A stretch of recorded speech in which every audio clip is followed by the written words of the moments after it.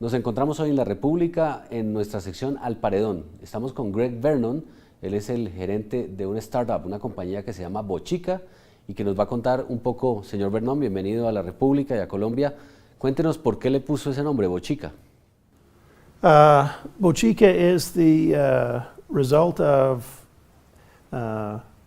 finding myself in Colombia, finding that I love to live in Colombia. I think there's huge technical potential, and in the down cycle, the result of that down cycle, the opportunity to create a new entity that picks up on the return of the prices and the recovery of the industry in general.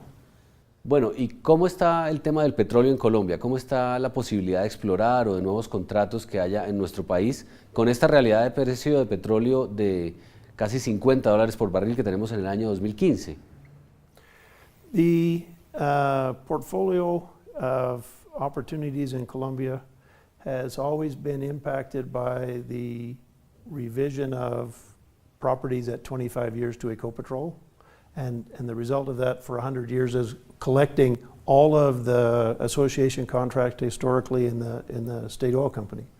And the process of rationalizing that, which is something I lived through in Canada when in '82 the majors left and they sold all the assets, was repeated again in '86 and '92, is something that hasn't happened in Colombia that I think now is an opportunity for the country to look at the Ecopetrol portfolio and say there are some things here that really belong to the state oil company they should do and focus on, and there's some other things that we should look for solutions where companies of appropriate scale can work on projects that are that match their scale. And we think this is an opportunity that will come, and was kind of highlighted in Echeverry's opening talks, but we also see the return of good prices as an opportunity to take all the assets that come available because of the current price into the new environment.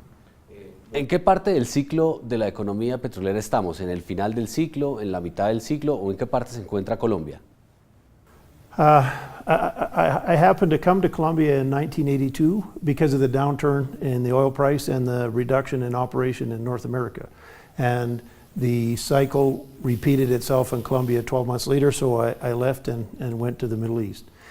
But the cycle of commodity pricing, which is the one thing oil companies cannot control, is one of the things in the risk portfolio that they have to manage that's critical.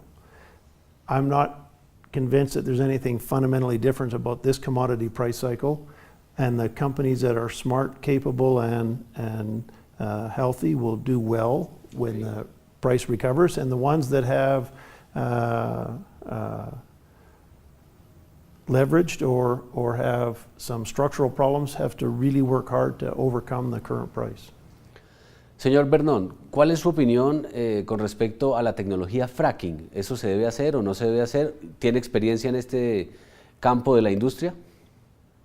The implementation of fracking and the scale that it applies to, that was developed in North America, has taken the entire society by surprise. One, it's impacted all the areas where fracking is available with a word that's new to most of the population because they hadn't heard it before. The reality is that fracking was invented in the 30s and was a relatively common operation, but not done on the scale and not done in new areas.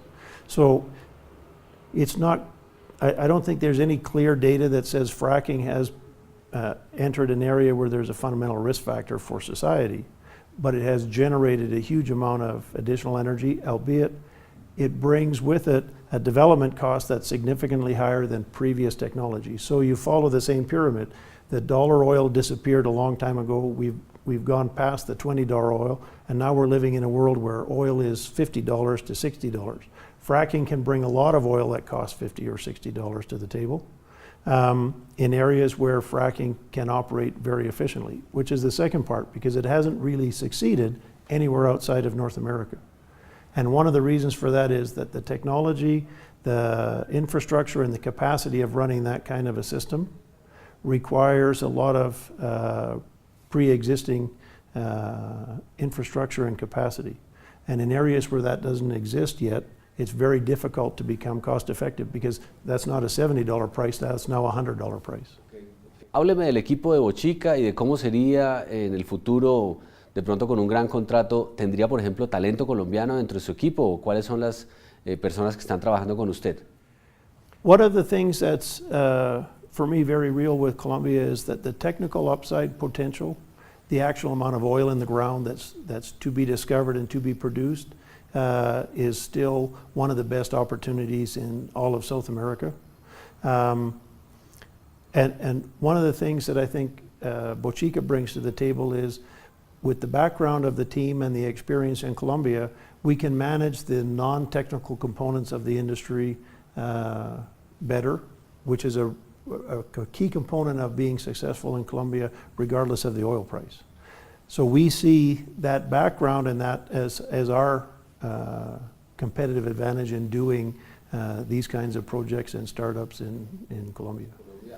En la industria petrolífera mundial y también en Colombia, como vimos recientemente, hay casos como el de PetroTiger y Pacific y Ecopetrol, donde hay personas que necesariamente por los tamaños de plata que se está hablando llegan a la corrupción, y pasó, por ejemplo, que PetroTiger denunció a uno de sus empleados. Ecopetrol también mandó a investigar a algunos de sus funcionarios. ¿Este tema cómo lo ve usted? ¿Eso es algo normal en la industria? ¿Pasa mucho? One of the things that's consistent and in some ways unique about the oil and gas industry is, on a per capita basis, it is a very high consumer of capital. And one of the results of that is, if you look at most of the industry, it tends to have a profile that reflects the fact that every person in the company represents a much higher amount of money being invested and managed. That creates discrepancies when you see large changes in the oil industry as a percentage of the economy. So, for example, the boom we saw in Colombia, there's lots of news about the differentiator between the historical industries and what's happening in the oil industry, and how much people get paid and how much money is being made and how much capital is being consumed, which is one of the reasons why foreign direct investment becomes so important for Colombia if they want to sustain oil and gas, because that capital isn't available from the internal system. But at the same time, it exposes that entire industry to the potential that when there's large amounts of capital at play, if people are inclined, it becomes attractive to look for opportunities, and the companies become the victims of that corruption. And it becomes very important that systems recognize how to make that work for the company's benefit instead of to its detriment. Gregg, gracias por estar con nosotros. If you look at the mature, successful operations, they work very hard to bring alignment between success for the company and for the employee. And when that starts to differentiate, you start to find the problems become more systemic. Por último, señor Vernon, usted va a estar la próxima semana, miércoles y jueves, en un hotel al norte de Bogotá, en un evento de la industria de petróleo. ¿De qué se trata el evento y cuál va a ser su participación allí? The concept is to bring a group of different experiences together to discuss how to proceed with capital formation in a really difficult time, and in a period when the average investor is very hesitant, knowing that the success that comes when the commodity price swings is going to become a big part of the win for the investor and for the companies involved. Okay, you'll be participating actively. I'll be one of the speakers. I've had the experience of going into a low price startup company with the idea of finding something when people weren't looking, and it was very successful. We started a company in Argentina that went from 0 to 30,000 barrels a day operated in 4 years. It was directly the result of looking when nobody else wanted to be in the game. Gracias a Gregg Vernon por estar con nosotros hoy en Al Paredón de la República.